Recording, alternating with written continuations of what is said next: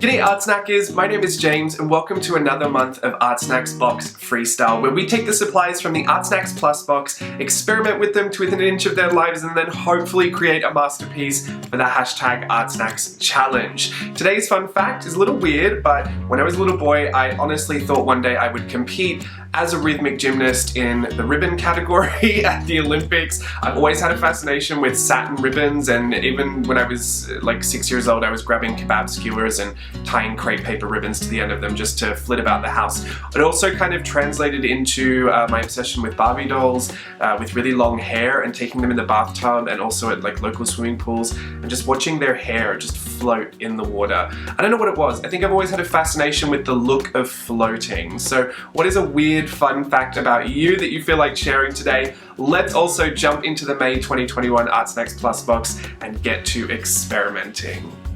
Alrighty, here is the May 2021 ArtSnacks Plus box. Here's everything inside. Unwrap that little green burrito, and this is what we'll be playing with today. In the Plus box, we have the St. Cuthbert's Mill Bockingford Traditional Hot Press Watercolor Paper Pad in a size 9x12. In the Plus box, we also have the Jack Richardson Grey Matters Paper Palette in 6x9. This is really interesting. I've never used one of these before.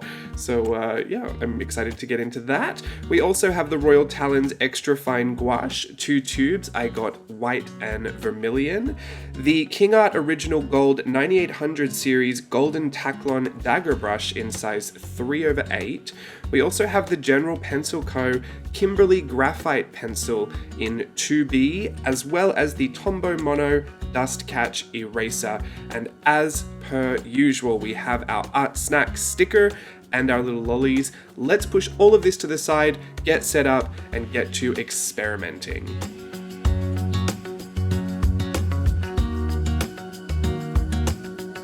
Alrighty, let's get into the experimentation, see what we come up with.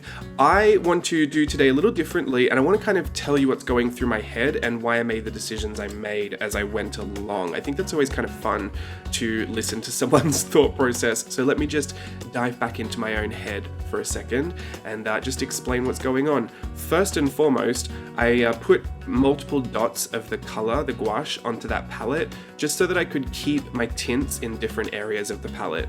I essentially wanted to explore the whole range of colors I could get. Well, not even colors, it's more like values because I had a white, right? So I'm making a whole bunch of tints of vermilion, and so I wanted to keep all of those in separate areas just so I could, you know, access them a little bit easier. I've done a bit of scribble with that pencil. I always like to scribble and smudge to see how those pencils can work in a shading capacity, and then use the eraser. If I've got an eraser, I will always kind of erase it out. A, because I want to see how much it can erase, like if there's any pencil graphite left on the page, and B, because I just love that as a texture. I think using pencil and eraser together has, it's been one of those things that ever since I've tried it the first time, I've always wanted to keep doing that. So I do like that as a texture. This little piece here, I was leaning into the fact that I'm actually not very good at gouache. I like to practice it, but I do have a set of acrylic gouaches, and I have regular ones too, like these, but I tend to go towards the acrylic because I have a lot of issue with the layering. Traditional gouache is much like watercolor in that it re-wets. So once you've made a layer, if you put another layer over the top of it, whatever's underneath is going to kind of become alive again. So if you start scrubbing your brush into that page, what was a beautiful, you know, yellow and red on top of it, maybe opaque, can suddenly blend together and make a real muddy mess, which sometimes works in mixed media, but for the most part, I struggle with layering gouache. So I really lent into the fact that I wasn't actually going to have a problem layering it today.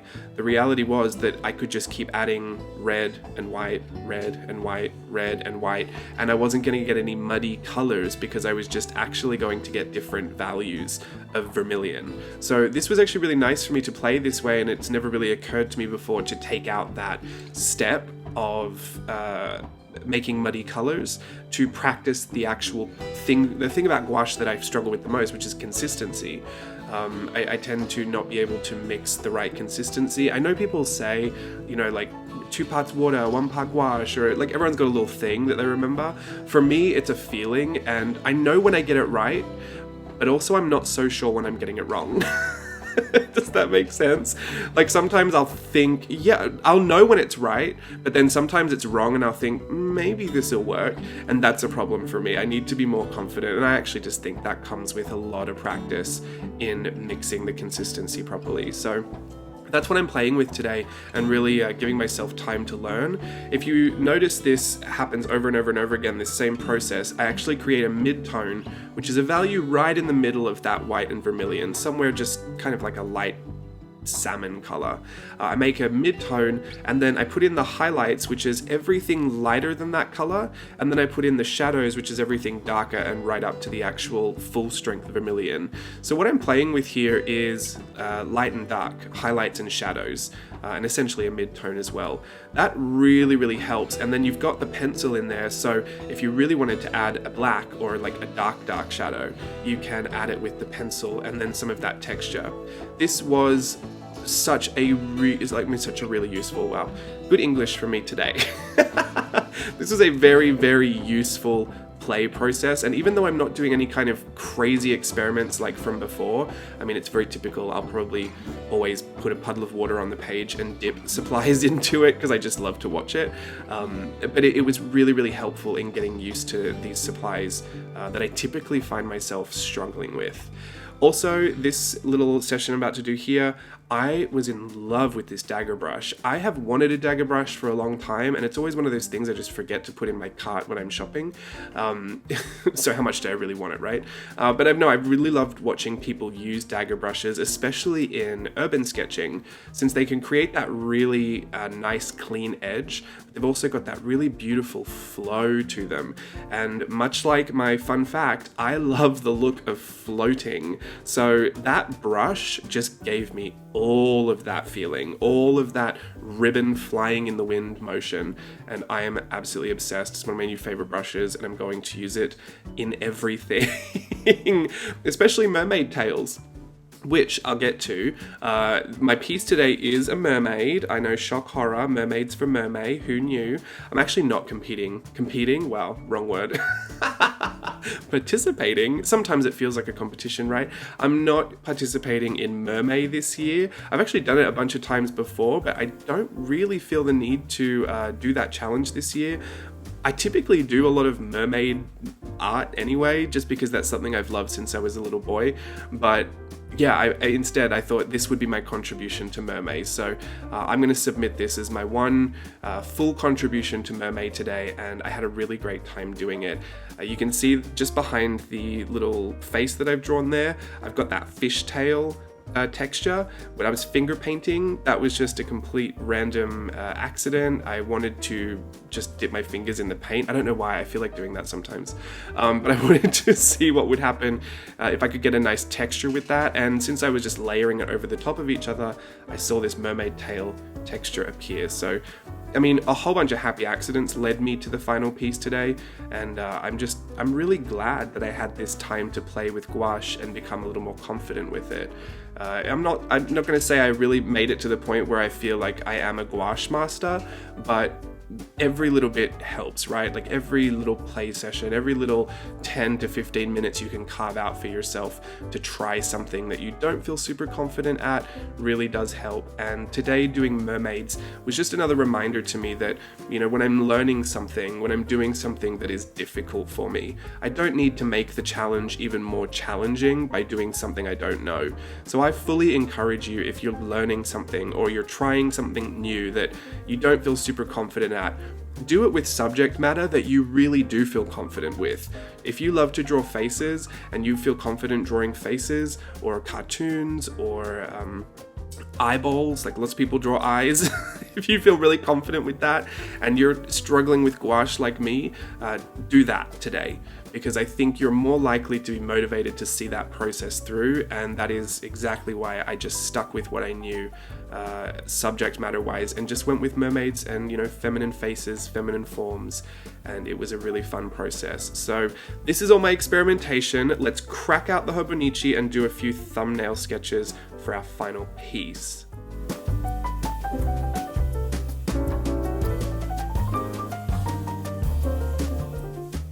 So I've done the thumbnails for today, and I thought at first maybe a mermaid on a rock, classic, Little Mermaid style, giving me all Ariel. I then thought maybe just another mermaid on a rock with different proportions. I was really loving the fact that the one I drew in my experimentation had a really huge head. Then I did a mermaid in a bunch of seaweed, and I thought that would be a fun full page kind of a look. And then the last one, which I actually thought was the most simple and probably the most ridiculous, turned out to be the one that I wanted to do, so I went and did it. I have this old Fisker's cutting template that I use for shapes. It's my mum's from like the early 2000s when she thought she was going to be a scrapbooker, bought $500 worth of scrapbooking junk and never used it. So it all became mine, which I love. And those Fisker's cutting templates were in there. So I always get asked about those. That's just what they are. I don't recommend people get them. I just have them and I use them all the time. There are much better supplies out there to draw shapes with. But waste not, want not, right? Anyway, so I mapped out this area on my page.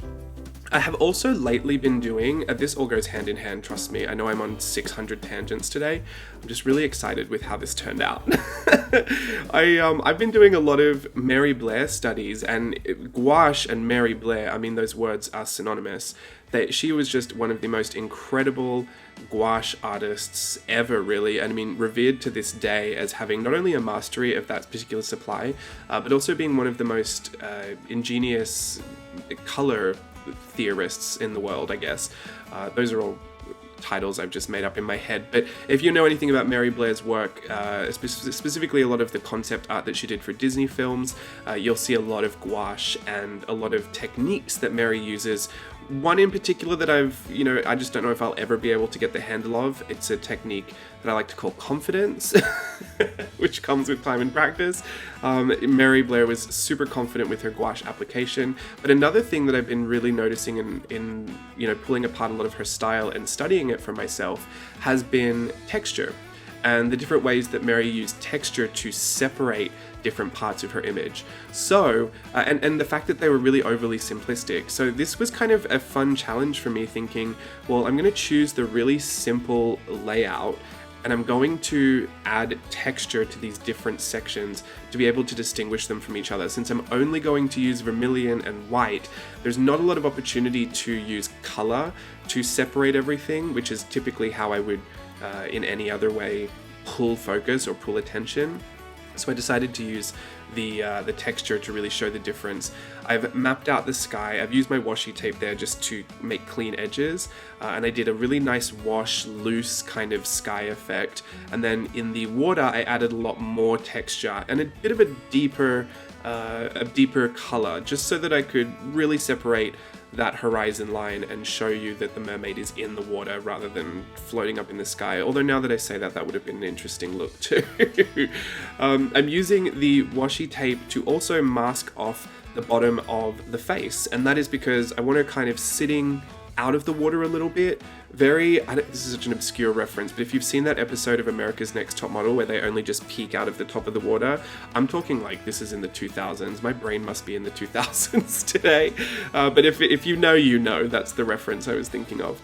But she's just going to poke out just out of the water, and this is where I used the fact that the gouache was reactive to my advantage a little bit. I decided to just swirl my brush around in there and hopefully blend anything that was underneath that mermaid together into a mid-tone and then start working over the top.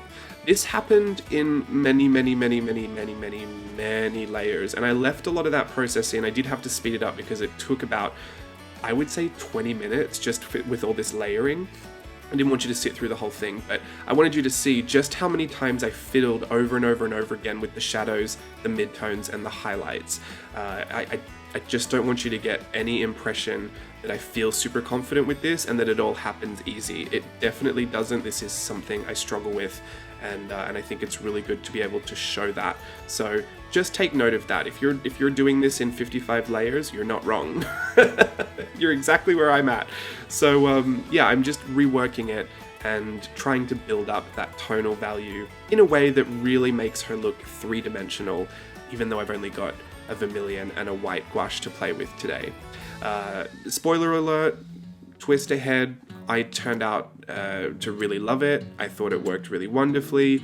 I even employed some of that confidence with my brush strokes in the hair and doing single, sweeping brush strokes, and it made me feel very artistic. I tried to fix some of the areas where I felt like they were just a little bit unclear, but a lot of my blending is more optical blending. I think your eyes are going to be really forgiving in this circumstance, but you can see in this close-up here, it's very rough. I think it really tied together with the pencil and some of the shading, because the pencil kind of brings in that kind of sharpening. It's that really defining, crisp line that your eyes might be looking for in this. And I didn't outline everything, just some things I wanted to sharpen. I also cheated and I used this little tortillon because it was laying beside my desk and I really wanted smooth blends. I could have used my finger, but I thought, you know what, today I feel like cheating. Anyway, so this is what I did. One of the other little tricks I had here, and you'll see it happen right now, is to add a little bit of shading just at the edge of the washi tape as a little shadow to her kind of peeking into the water. It's just gonna really make a nice little bit of depth between that image and the really fresh, crisp lightness of that water. Can you see how it's just a really sharp, nice little edge, but it's got a little bit of shadow to it? That's a really fun little tip. So just smudge some graphite on the edge of your washi tape if you want to. I've picked up my technique of finger painting the fishtail scale texture on this section here, also masking it off so I've got a nice little clean entry point into the water for that tail, and then a really confident brush stroke that I was panicking while I was doing to make the end of the mermaid tail. One thing about gouache that I will just never get used to, especially in this, I think maybe the one thing people might have a bit of a struggle with if you're doing a lot of this value kind of shadows and highlights, is like the tone on tone look with all red and pink, right? I think if you struggle with gouache in one particular way, it might be the fact that lighter colors tend to dry darker and darker colors tend to dry lighter.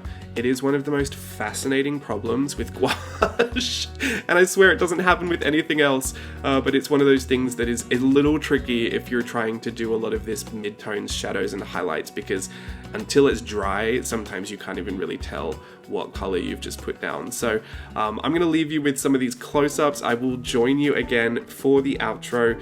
Thank you so much for jumping into my brain during this process today. I hope you enjoyed it, and I'll see you in a second.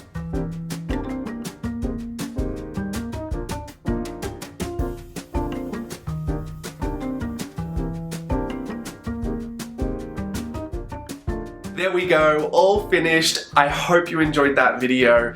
Thank you for joining me for another month of ArtSnacks Box Freestyle. If you are considering subscribing to ArtSnacks, use the code JAMES10 at checkout for 10% off. And if you want to share your work with us, don't forget to tag it with hashtag ArtSnacksChallenge and share it with us in the Mix community and on social media. We love to see it. Thank you so much for joining me this month. I'll see you again soon. Until then, bye.